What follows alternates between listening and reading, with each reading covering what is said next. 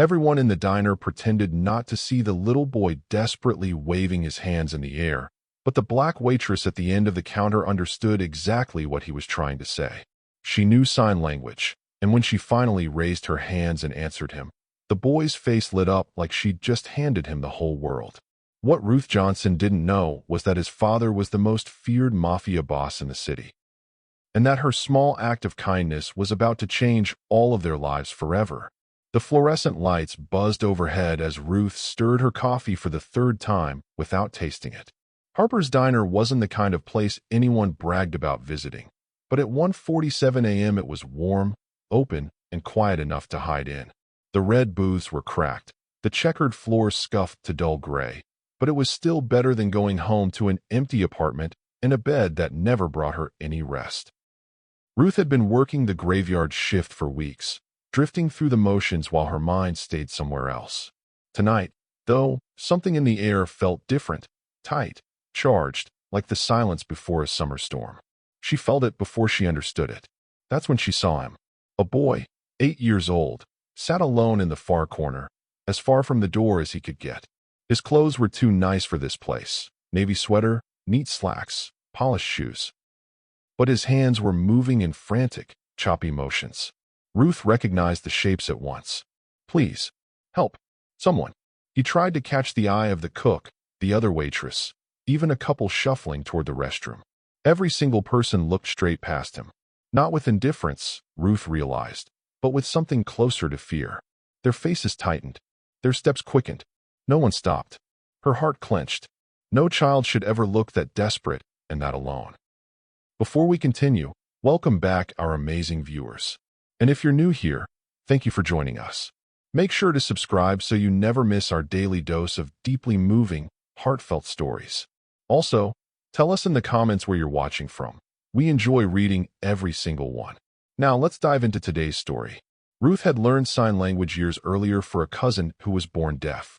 Even after losing her, she'd promised herself she wouldn't let the language die in her hands. Tonight, that promise pulled her away from the safety of the counter.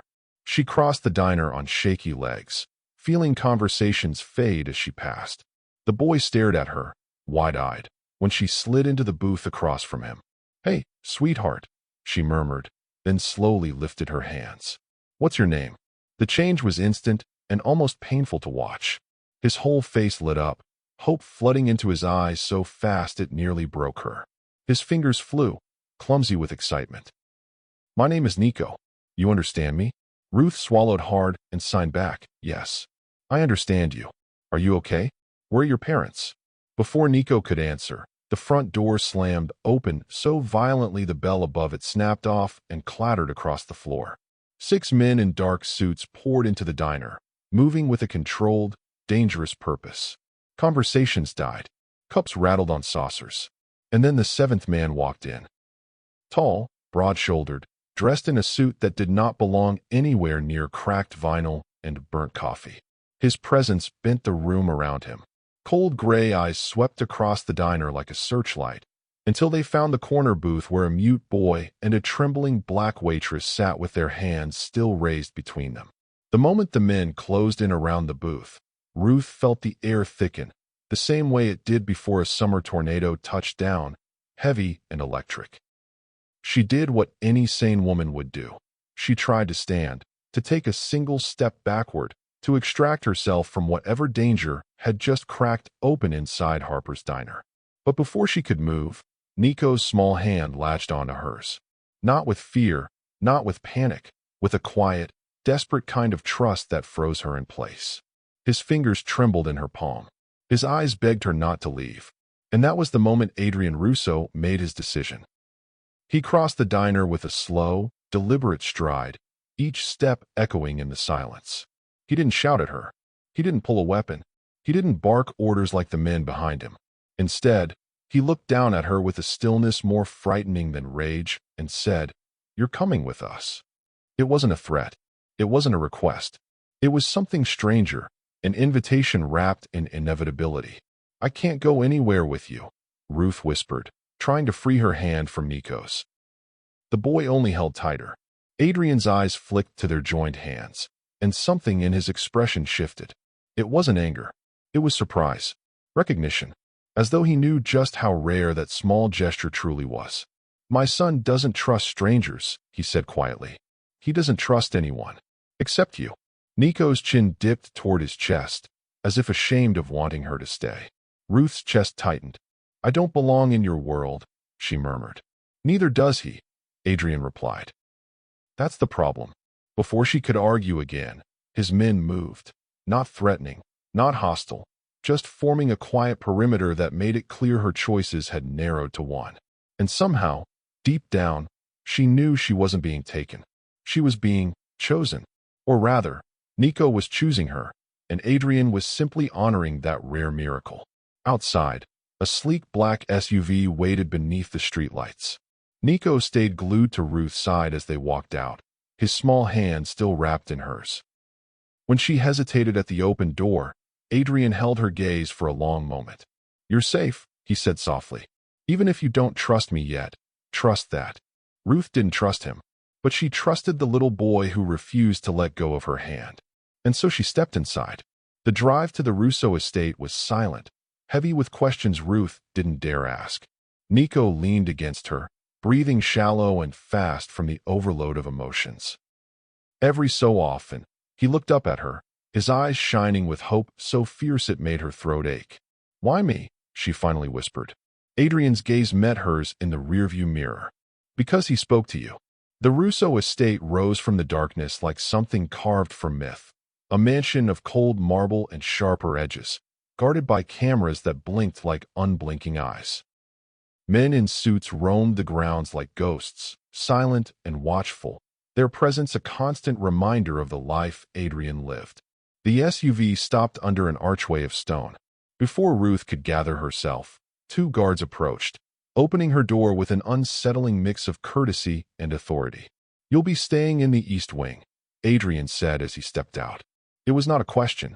Behind him, the front doors opened before he reached them, as if even the house itself bowed to his arrival. Ruth followed, her heart thudding with each step inside. The foyer was enormous, polished marble floors reflecting the glitter of a crystal chandelier, portraits of stern-faced men watching her from gilded frames. But beneath the grandeur, the house felt hollow, like a museum built to hide something broken. A housekeeper, dressed in crisp black, approached with a stiff bow. This way, Mississippi. Ruth swallowed hard. I'm not staying. Adrian paused at the foot of the staircase and turned back to her. His voice was calm, but not cold. I don't want you here against your will. But Nico, he looked down at his son, who clung to Ruth's coat with a fierce, silent plea. He needs someone who sees him. The housekeeper led Ruth through long corridors lined with cameras and silent staff who moved like shadows.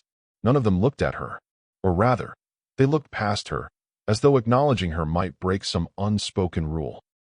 Her guest room was larger than her entire apartment. Pale walls, soft lighting, a bed she could sink into and disappear. It felt like a cage made of luxury. When the door shut behind her, Ruth finally exhaled. What am I doing here? She whispered to the empty air. But she wasn't alone. A soft knock sounded at the door. Ruth opened it to find Nico standing there, small, fragile, wearing pajamas with faded superheroes on them. His hands hovered in the air, uncertain, before he signed slowly. Can I stay? Ruth lowered herself to his level. Are you okay? He hesitated, then signed again. Everyone here is scared of me. They look at me like I'm wrong. Ruth's heart tightened. Without thinking, she lifted her hands and signed, You're not wrong. You're just not understood. Nico blinked hard, fighting emotion. She saw it. Loneliness etched into the shape of his posture, the curve of his shoulders, the way his fingers trembled when forming even the simplest signs. This child wasn't just silent. He had been silenced by the world around him. He needed more than guards. He needed someone to see him. Ruth reached out and gently brushed a tear from his cheek. You're safe, she whispered. Nico leaned forward and hugged her, small arms clutching her neck with a quiet desperation that told her everything.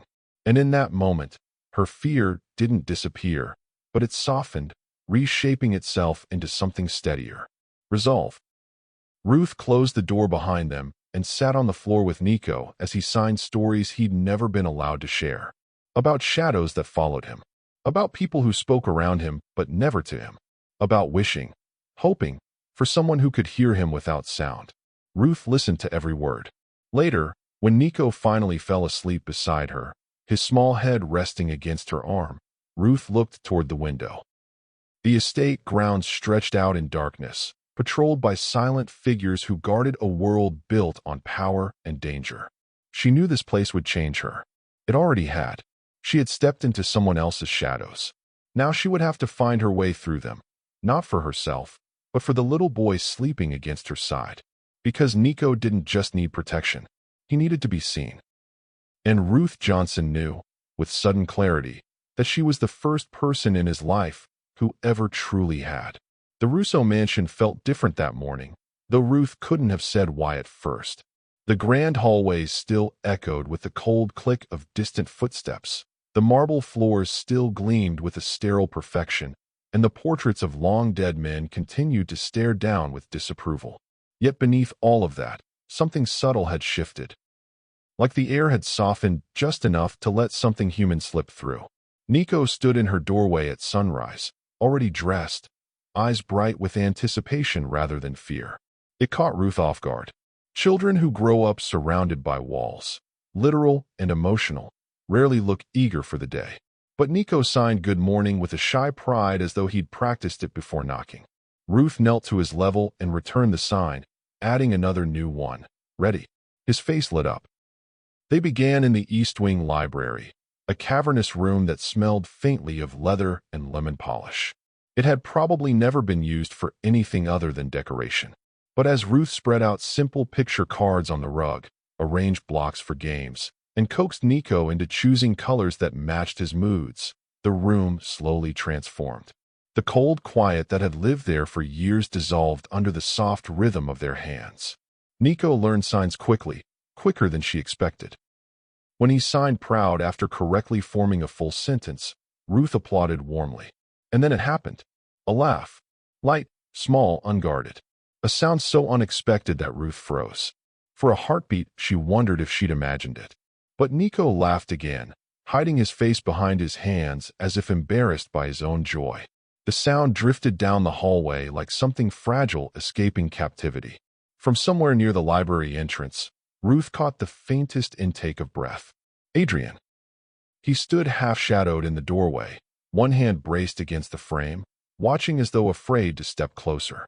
For a man who carried power like an aura, his expression was startlingly unguarded, wonder mixed with something far more tender. Fear, too. Not fear of danger, but fear that this moment was too delicate to touch. He didn't speak. He didn't move. He just watched Nico laugh for the first time in years, his face caught between awe and heartbreak. When Nico noticed his father, he signed excitedly, showing him a sequence he'd practiced. Adrian's mouth lifted slightly, a reluctant, fragile smile, as he returned the sign with a stiffness that revealed how rarely he used gentleness in his daily life. But the moment he stepped out of sight, the mansion fell back into its familiar hush. Staff glided past with downturned gazes, careful not to linger. Ruth could feel it now, the truth behind the silence. They weren't avoiding Nico because he was mute. They avoided him because being close to the Mafia heir was seen as dangerous. Dangerous to their careers. Dangerous to their safety. Dangerous to whatever future they clung to outside these walls. And somewhere along the way, Nico had learned to interpret that avoidance as something wrong with himself. Each time he hesitated before signing a feeling. Sad, lonely, scared. Ruth glimpsed the invisible bruises of a childhood spent within arm's reach of people who were too afraid to comfort him. But here, with her, he blossomed. Slowly, carefully, but undeniably.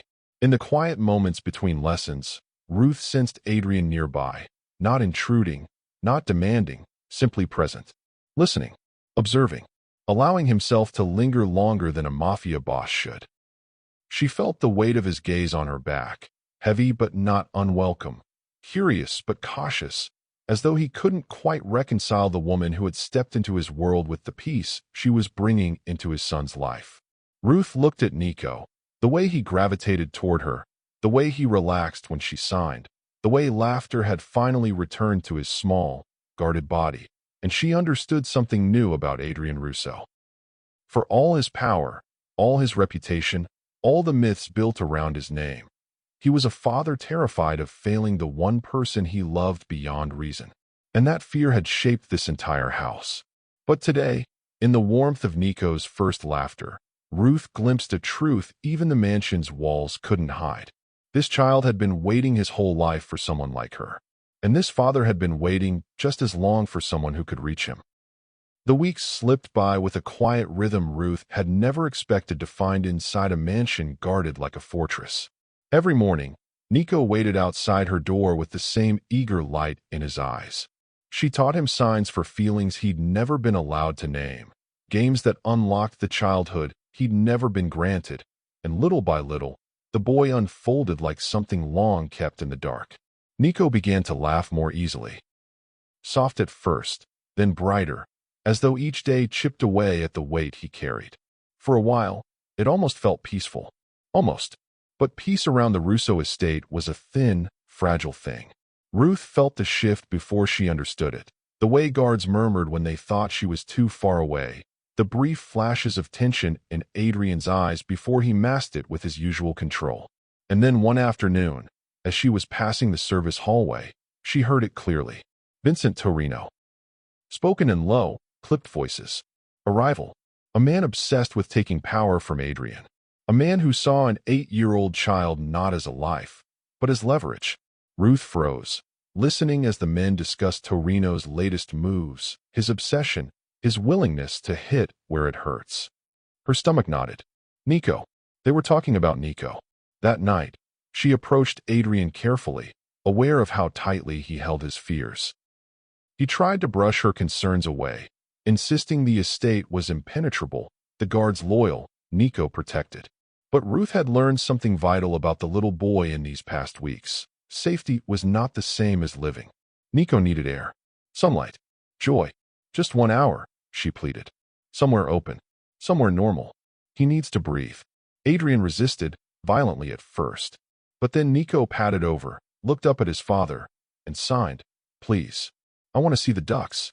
And Adrian, powerful, feared, untouchable, broke. Lincoln Park shimmered with the soft warmth of early afternoon.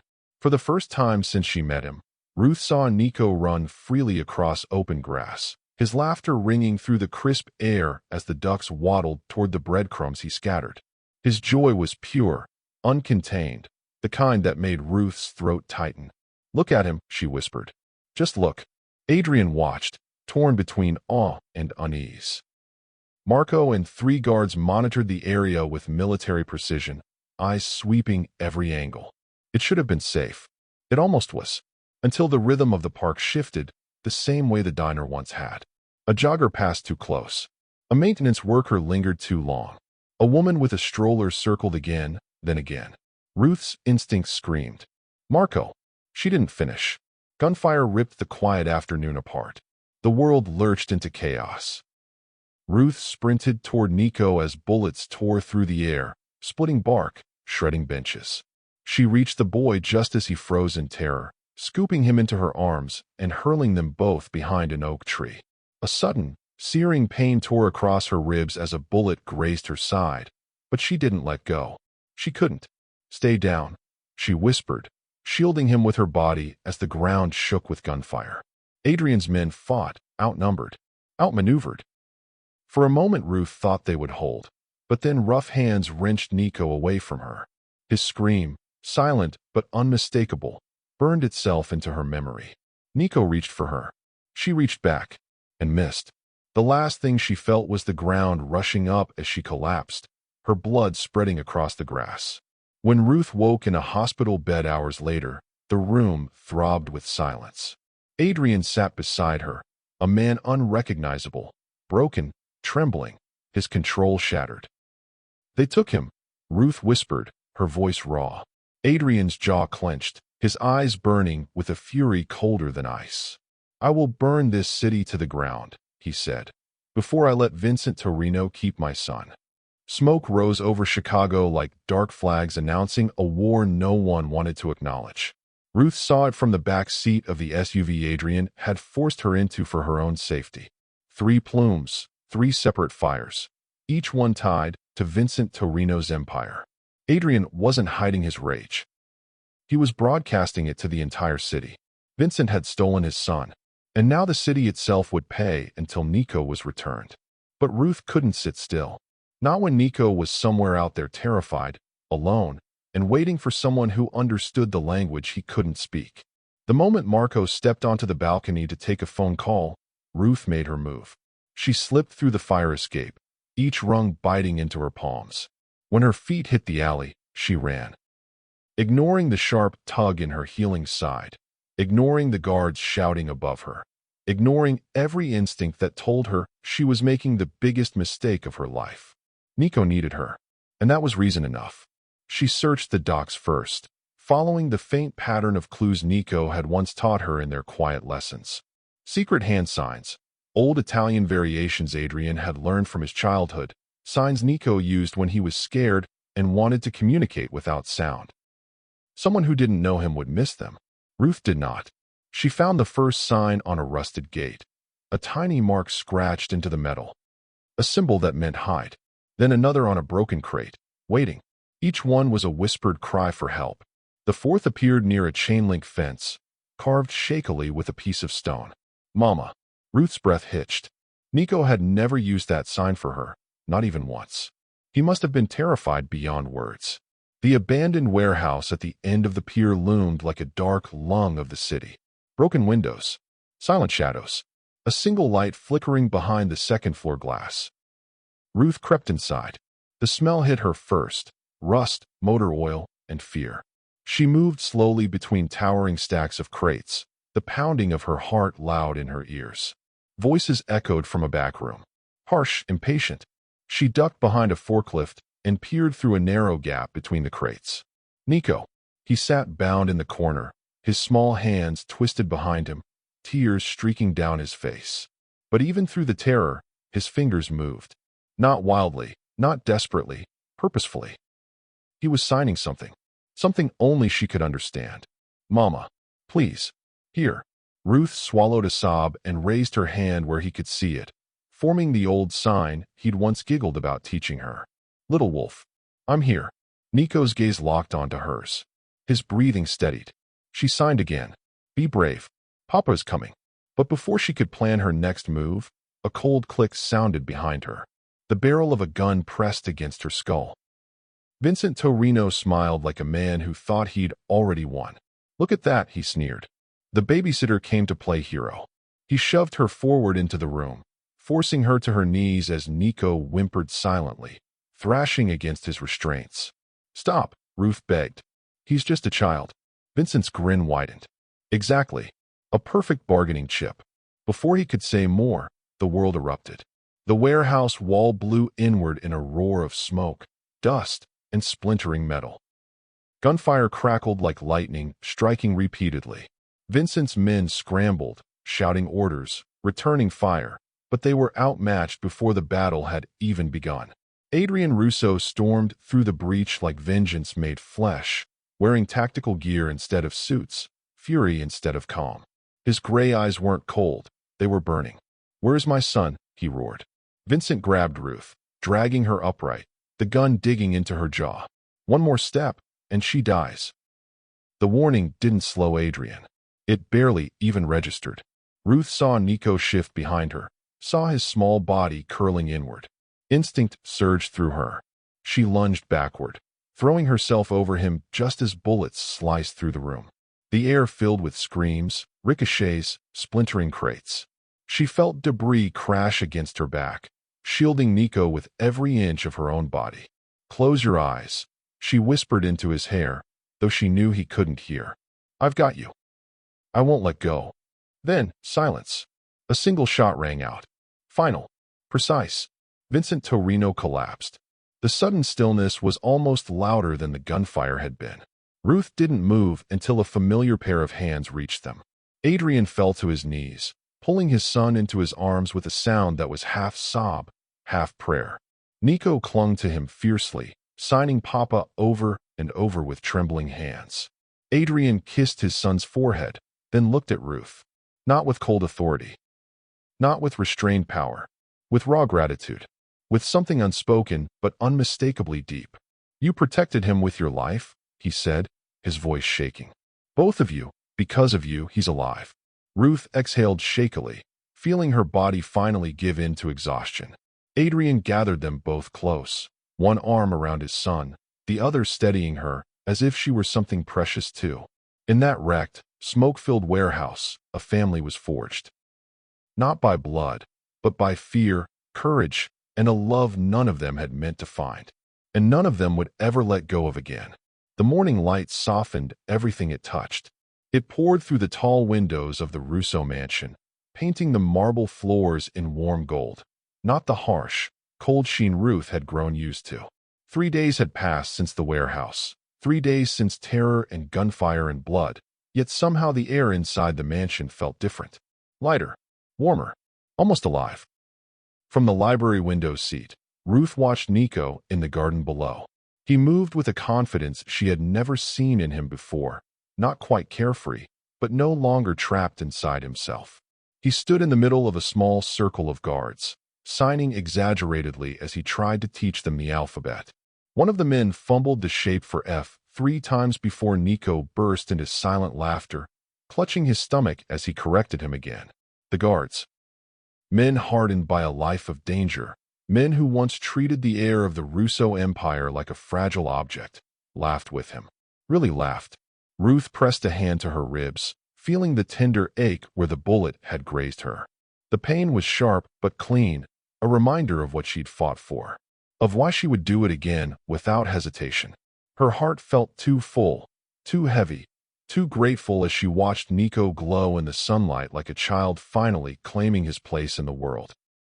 This didn't feel like the same house she'd entered weeks ago.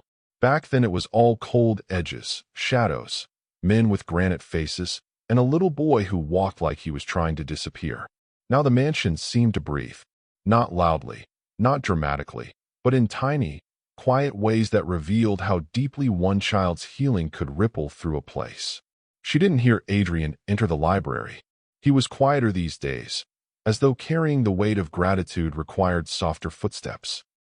When Ruth finally sensed him behind her, she didn't startle, she simply turned, already knowing the look in his eyes. Not power, not command, not the sharp, terrifying intensity he wore like armor. Something else, something unguarded. Ruth, he said softly, as though her name was something he wasn't used to saying gently. You should be resting. I am, she replied, shifting slightly on the window seat. Doctors said moving helps recovery. Adrian's gaze flicked to her side, to the faint stiffness in her breathing. His jaw tightened with guilt. He tried, and failed, to hide. I've been trying to find the right words, he said at last, stepping closer. But they all feel too small, too empty. Ruth felt her pulse quicken.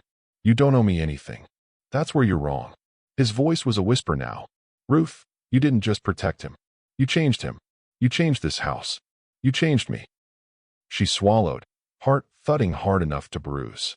Adrian looked down at the garden, watching as Nico taught the guard how to sign thank you. His lips curved into the smallest, softest smile she had ever seen from him. For 8 years, he murmured, I thought giving Nico money, security, power, would protect him. But all it did was build walls around him. He turned back to her, and for a moment the Mafia boss disappeared entirely. You gave him something I couldn't. Ruth's voice trembled. What? A voice, Adrian said. You gave my son his voice back. You made him visible. You made him alive. The word struck so deep she couldn't breathe. He stepped closer, not threatening, not claiming, just present, in a way he never allowed himself to be. You didn't have to stay, he said. You didn't have to risk your life. But you did. For him. Adrian swallowed hard. And whether you intended to or not, you brought light into a place built from shadows. Outside, Nico turned toward the window and waved at both of them, his grin wide enough to brighten the entire garden.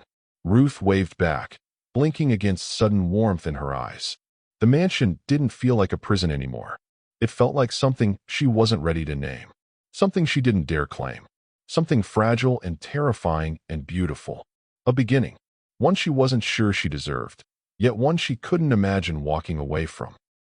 The morning sun spilled through the tall library windows in a soft, golden sweep, warming the shelves, the polished floors, and the quiet air that now felt so different from the day Ruth first stepped into the mansion.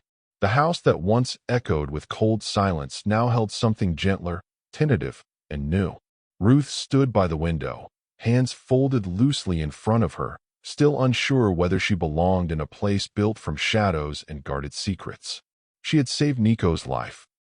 She had stood by Adrian in a storm of blood and danger. And yet, what he asked of her now felt heavier than anything she had ever carried. Adrian approached her with footsteps that were not commanding or forceful, but careful, almost hesitant. For a man who ruled half of Chicago's underworld, this vulnerability looked almost foreign on him. He stopped just a breath away, studying her the way a man looks at something he is terrified to lose. "Ruth," he said, voice low, steady, but trembling at the edges. "Stay? Not as a guest. Not as someone passing through. Stay as part of this family." Her breath caught. Family. The word felt too large, too dangerous, too beautiful. She had seen what it meant to be tied to Adrian Russo. The walls, the guards, the constant threat that lingered like smoke in every hallway.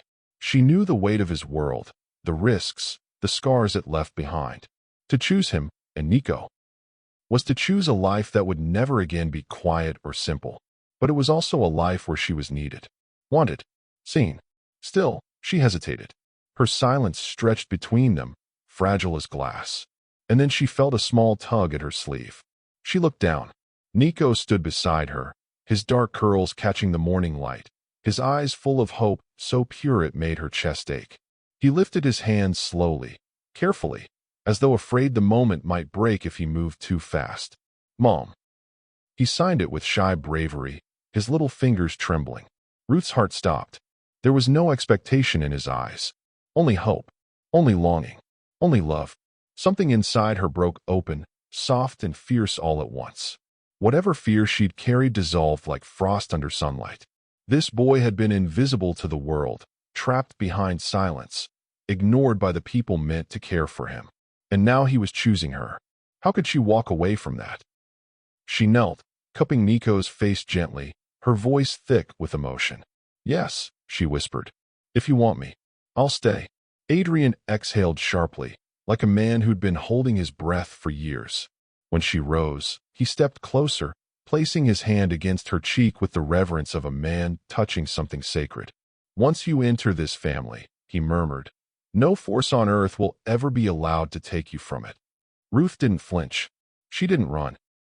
She simply nodded, accepting that promise for what it was, not a threat, but a vow. Nico wrapped his arms around both of them, and Adrian pulled them close, forming the first real embrace this house had ever seen. In that moment, the mansion was no longer a fortress or a prison. It was a home rebuilt from silence, stitched together by trust, healed by courage, and warmed by a love stronger than fear. And standing there in the morning light, Ruth realized she hadn't just chosen them. She had finally chosen herself. If you enjoyed this story, remember to like, share, and subscribe for more real-life-inspired narratives. Share your thoughts about how this story ended and what you feel about Ruth, Adrian, and Nico's journey. Tell us your location in the comments, and thank you for watching.